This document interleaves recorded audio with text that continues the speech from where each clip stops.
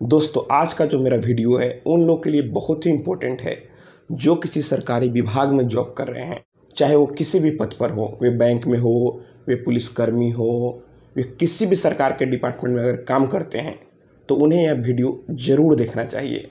दोस्तों आप जिस भी डिपार्टमेंट में जॉब कर रहे हैं तो कई बार यह होता है कि आपका सैलरी बकाया हो जाता है और आपको एरियर के तौर पर एक ही बार आपको सैलरी मिलता है।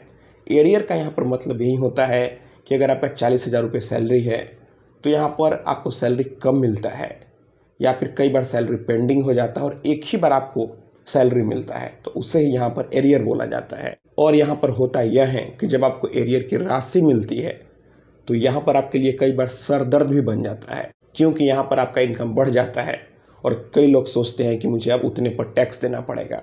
दोस्तों यहाँ पर आपको जो भी एरियर मिलता है आप उसमें रिलीफ ले सकते हैं, आप टैक्स देने से बच सकते हैं, लेकिन यहाँ पर आपको कुछ बातों का ध्यान रखना होगा। कई लोग लापरवाही यहाँ पर करते हैं। यहाँ पर जब आपको सैलरी नहीं भी मिल रहा हो या फिर कम भी मिल रहा हो और आप चाहते हैं कि आपको इनकम टैक्स में रिलीफ मिले, तो आपको प्रत्येक फाइनेंशियल ईयर अपना इनकम टैक्स रिटर्न फाइल करना है। कई लोग सोचते हैं कि अभी मुझे डिपार्टमेंट से सैलरी मिल नहीं रहा है तो मैं क्यों रिटर्न फाइल करूँ। आपको जो ही सैलरी मिलता है, नहीं भी मिलता है, फिर भी आपको अपना इनकम रिपोर्टिंग करना है।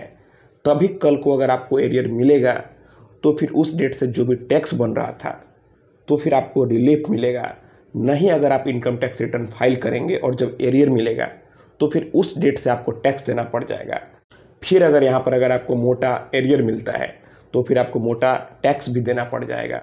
तो अगर आप चाहते हैं कि आपको मोटा टैक्स नहीं देना पड़े तो आप शुरू से ही प्रत्येक फाइनेंशियल ईयर अपना इनकम टैक्स रिटर्न फाइल करें, ताकि फ्यूचर में अगर आपको एरियर भी मिलता है तो आपको ज़्यादा कोई परेशानियों का सामना नहीं करना पड़े, आपका टैक्स ज़्यादा नहीं लगे, आपको रिलीफ मिले। तो अगर आप किसी भी डिपार्टमेंट में काम करते हो, अगर आपका सैलरी कम भी है, आप टैक्स के दायरे में नहीं आते हैं, फिर भी यहाँ पर आपको अपना इनकम टैक्स रिटर्न फाइल करना चाहिए।